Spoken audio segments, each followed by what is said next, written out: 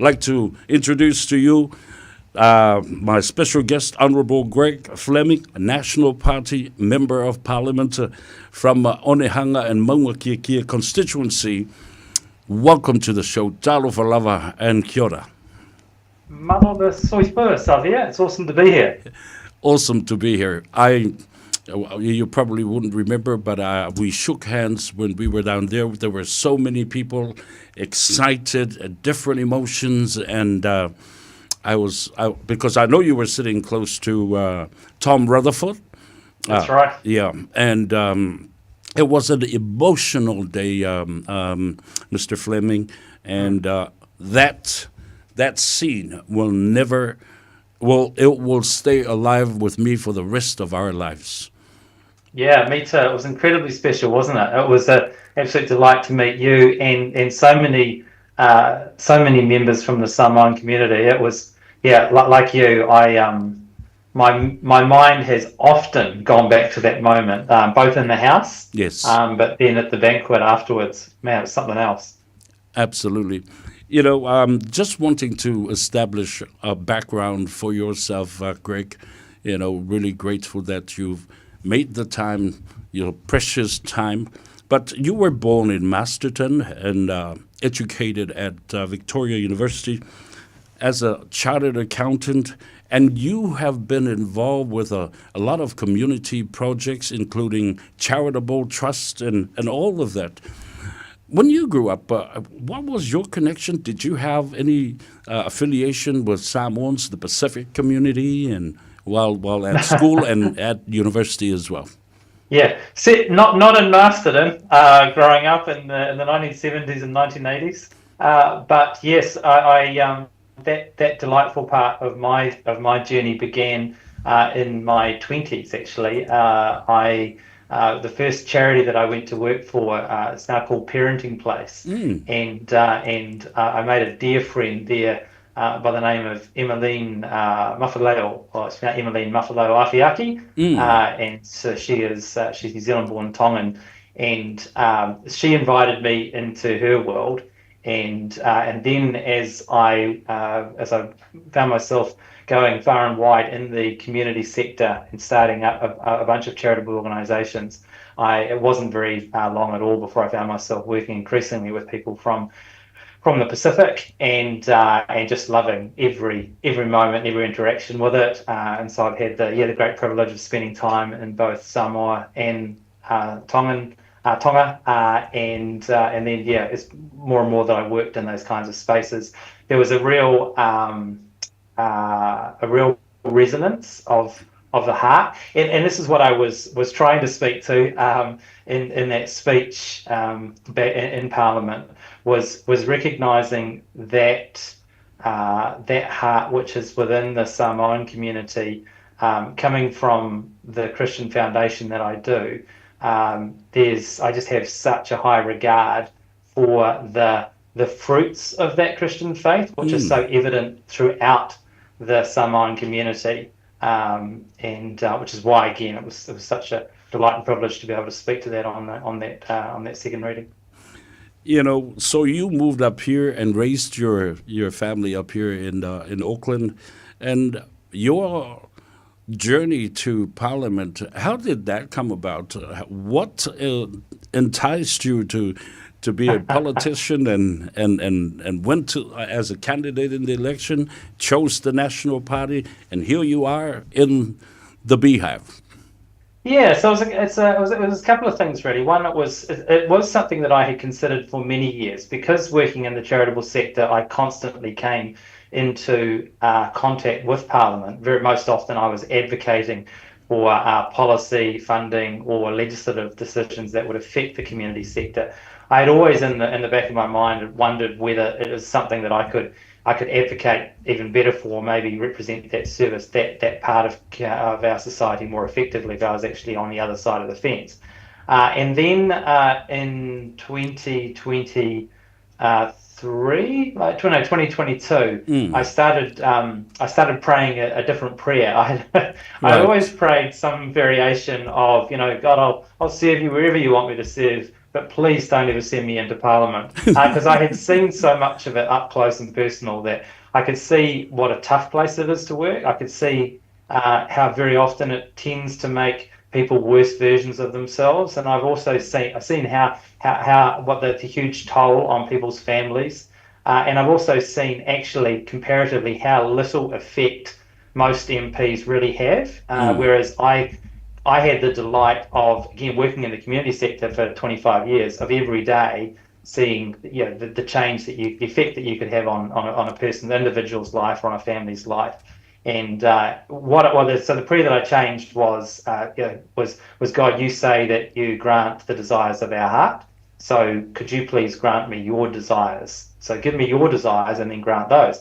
And so, much to my own surprise, over the next couple of months, I found myself starting to think, I wouldn't mind having a run for Parliament. Yeah. So I contacted the National Party, and that was because I had been a member of that party for a few years, and I had actually run Paul Goldsmith's campaign in 2014. The National Party's values, certainly the ones that are listed within their constitution, resonated with me in terms of strong families, strong community organisations, strong responsibility and accountability to each other's neighbours, and so on and so forth. And so I thought, well, I'll see whether an opportunity opens there. Much to my surprise, it did. Yeah. And over the next few months, doors just kept opening, and I never forget almost the sense of surprise on the night that I was elected. Yeah. But also this sense of like, this is where I'm supposed to be. And so 1 year in, I can looking back over those first 12 months, I've no doubt at all that this is where I should be. And I can also see that really the last 25 years of my life have actually formed me well, prepared my heart and my mind for service in this place. That is a fantastic story, So how far back did you know and find out and reading about this bill? It's been 40 years ago, before you were born. Oh, no, actually you were. So how did you know about and find out about the bits and pieces of this legislation?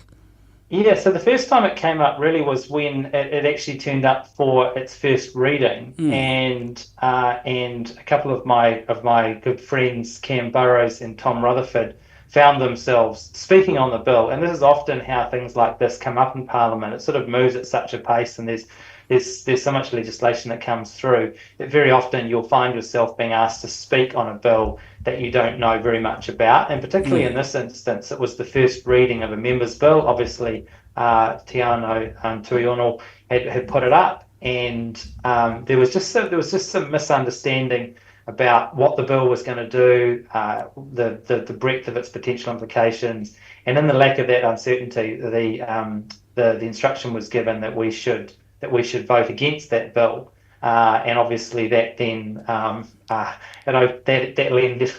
led to a bunch of conversations and reflections because, as we know, the other parties did support it, which sent it then through to the select committee. Once it was at select committee, we all started learning about it really quickly and really thoroughly, and got deep into the details of it, including obviously the big question around should it apply to descendants? If so, what kind of impact might that have on the population of Samoa and so on?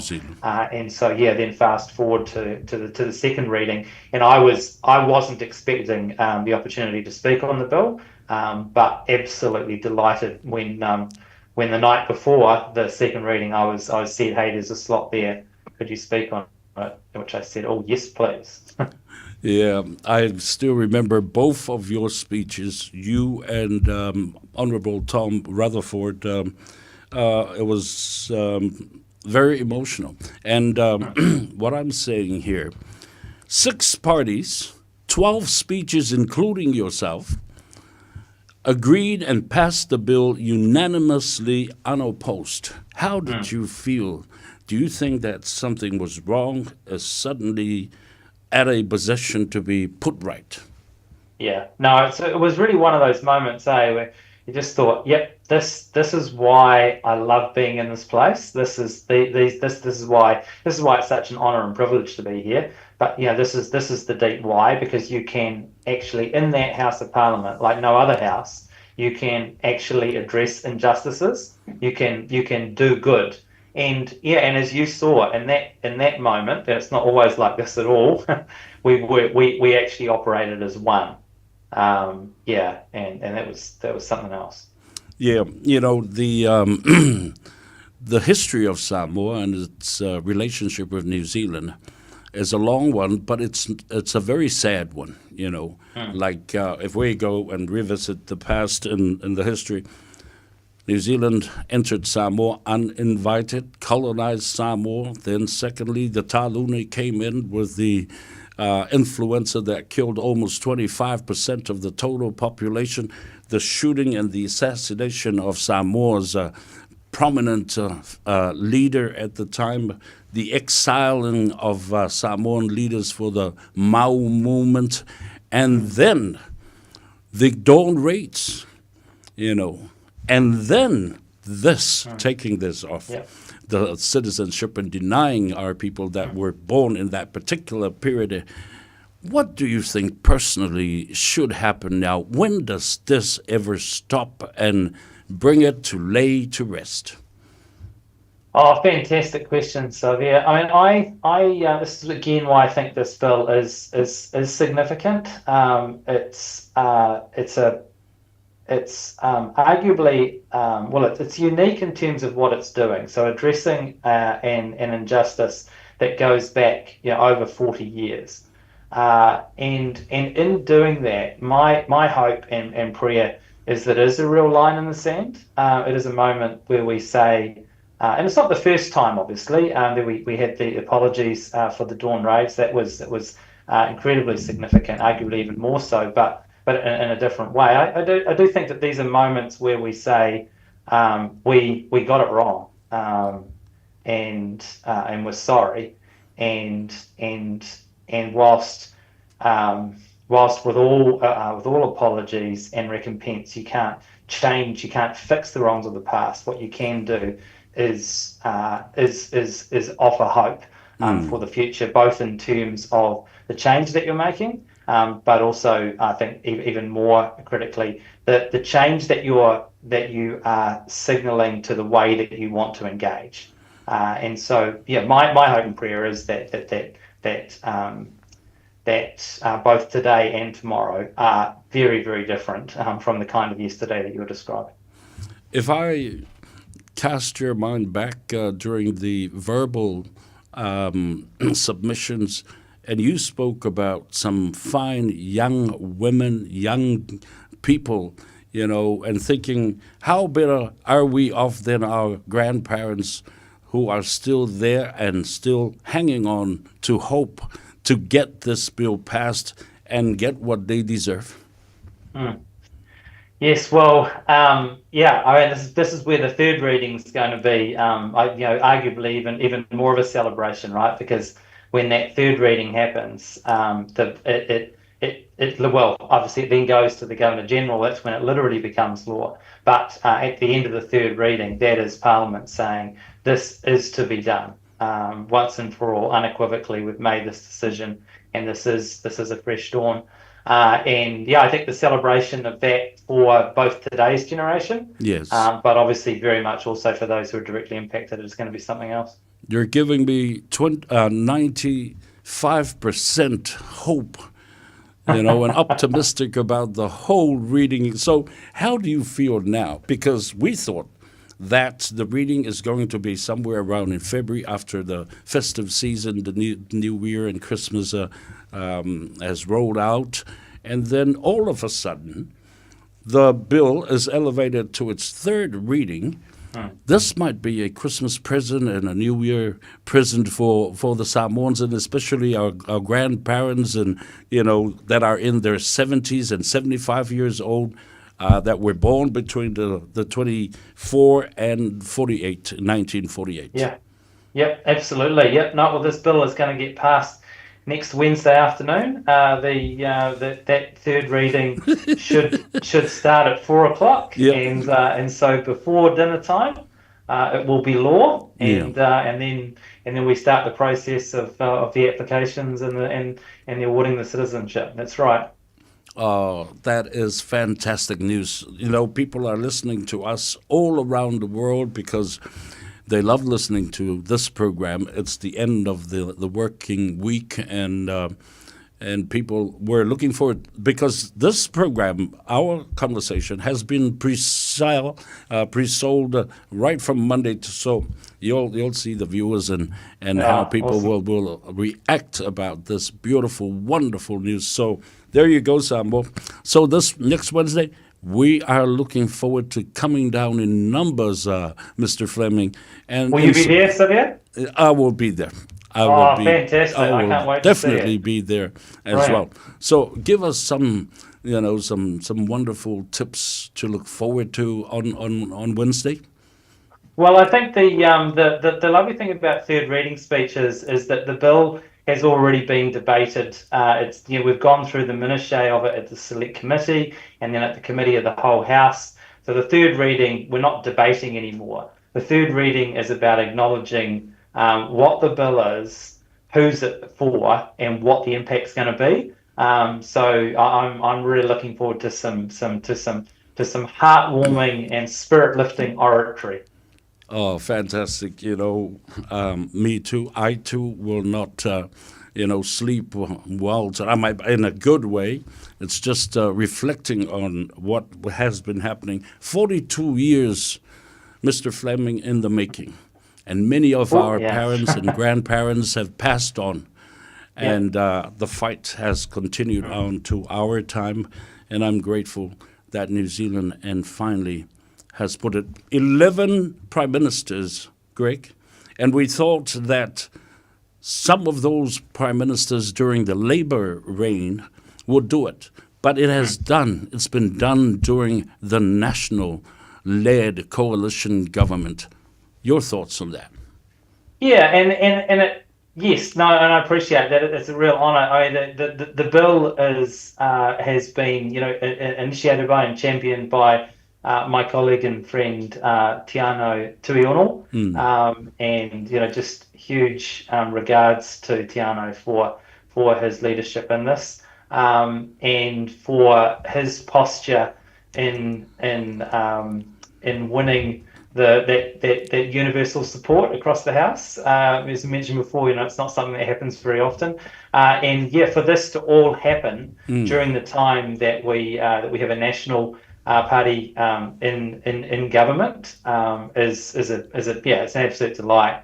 To be part of it is it's fantastic. It's amazing. And of course, I may be the mouthpiece of all Samoans, young and old, and the unborn, to give our greatest gratitude to our dear friend, Honourable Member of Parliament, Honourable Tiano Tuiono, because I said to him when I interviewed him, with so many hundreds of bills inside that cabin basket, and to pull this out after 42 years, it is the hand of God that pulled this thing out. And a miracle. I told him, and he laughed, and he goes, I think you're right, too. He related the story of Diego Maradona when he hit that ball into the goal during the World Cup when Argentina. Yes. And they said, it was the hand of God, Dad.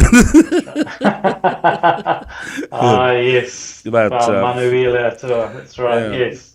Now, let's get away from the New Zealand Samoan Citizenship Act, because I know for sure I'm so happy in my heart, and I think my people that are watching from all corners of the world, they now can be at ease and be grateful just to get there on Wednesday, and we'll be down at the Parliament. Now, there's a hikoi, and there's also frictions between Maori and also David Seymour and the ACT Party bringing in the Treaty of Waitangi in Absolutely. Just what are your thoughts Yeah. on the changes and the Yeah. amendments to the Treaty of Waitangi Bill? Yeah, it's a tough time to be in Parliament at the moment, and yesterday was not a great day. You know, we've had a good time this afternoon talking about a great day Yes. when we were together. Yesterday was not a great day. Mm. The reality of it is that the argy bargy, the raru raru that's happening at the moment it's a consequence of a couple of things. It's a consequence, first of all, of the realities of being in an MMP government. ACT really wanted a referendum on this. National absolutely did not. And so in the end, the compromise that we came up with, and politics it is the art of compromise. You know, again, particularly in an MMP world, the compromise we came up with is the one that we've seen playing out at the moment, which is we've supported it through to a select committee hearing. So there will be a 6-month select committee process now, and then categorically National will be voting it down Against at the end of that the bill. process. Yeah, so that's first of all, it's a consequence of MMP. The second thing, and this is the part that probably, I mean, the first one, yeah, it might be frustrating. It's just the reality of politics. The second one is more disappointing to me, and I'm really hoping that things can get a lot better over the next 6 months.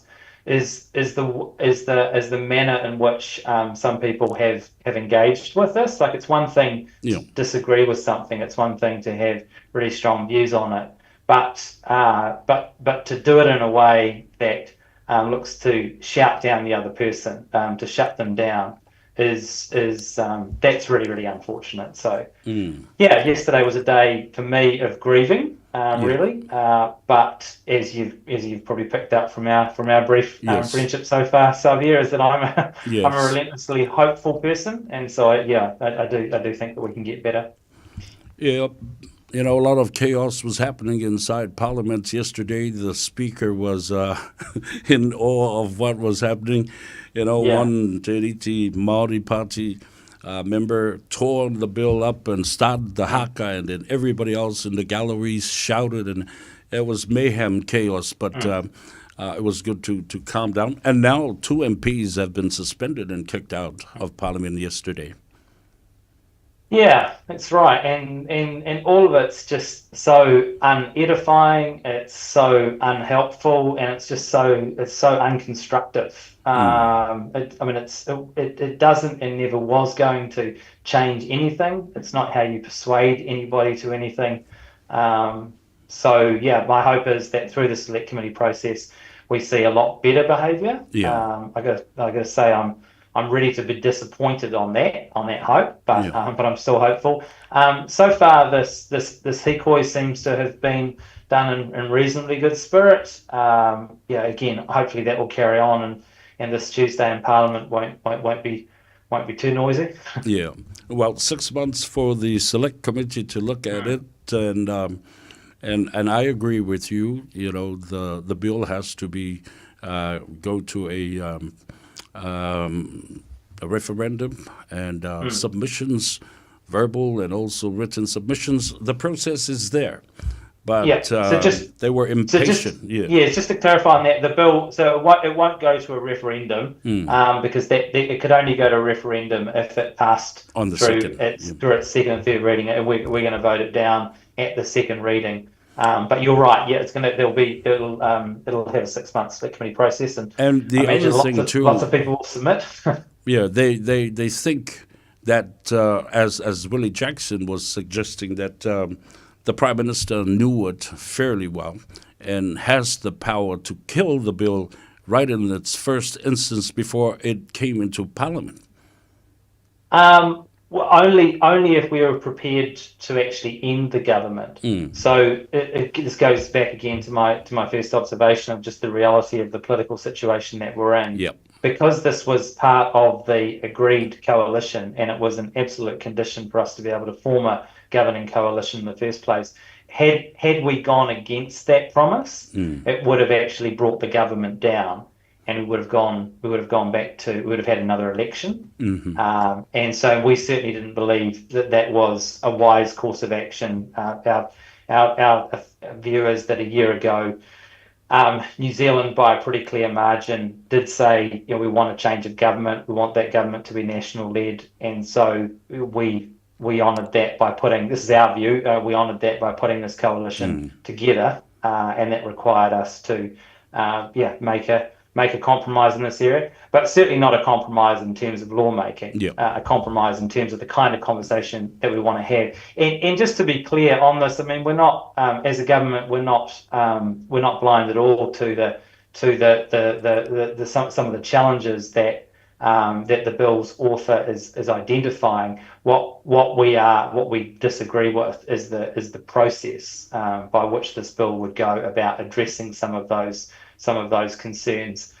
We see a legislative process like this as being a very blunt, simplistic, unhelpful tool, when realistically an understanding of the treaty, what it is to each of us as New Zealanders now and going forward, that's a process that requires constant, patient, careful relationship building, and that's the process. And that's the arc that New Zealand's been on for decades, and that's the process, the ongoing process that we're committed to. Major players weren't in Parliament yesterday, the Prime Minister, as well as Deputy Prime Minister, as well as Shane Jones. Yes, that's right. I must confess, I'm not entirely sure where Shane was. Was he not in Parliament yesterday? No, he was not.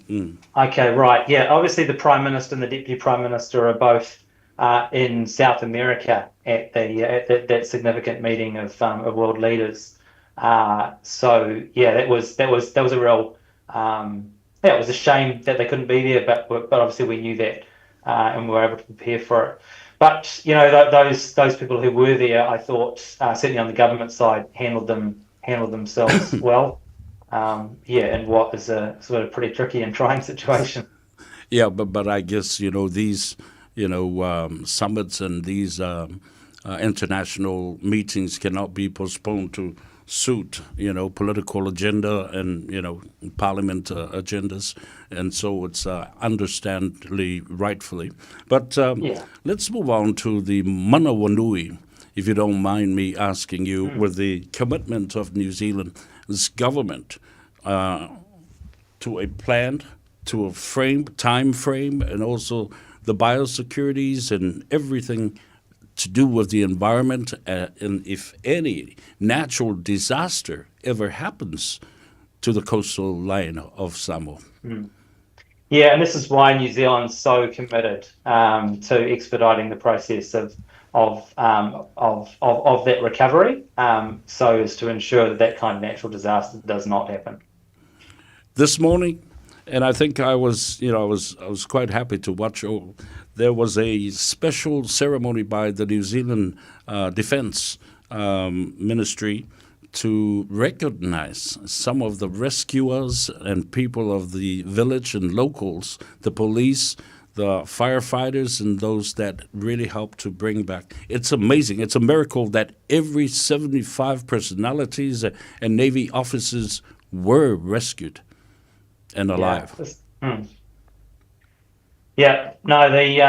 been already. Obviously, there's still so much work in front of us to do, but already the kind of leadership, service, and heroism that we've seen from the moment the tragedy first happened has been remarkable. Thank you so much for your time, my brother, Honourable Greg Fleming. It has been a wonderful and a pleasure to speak with you and have you on my program.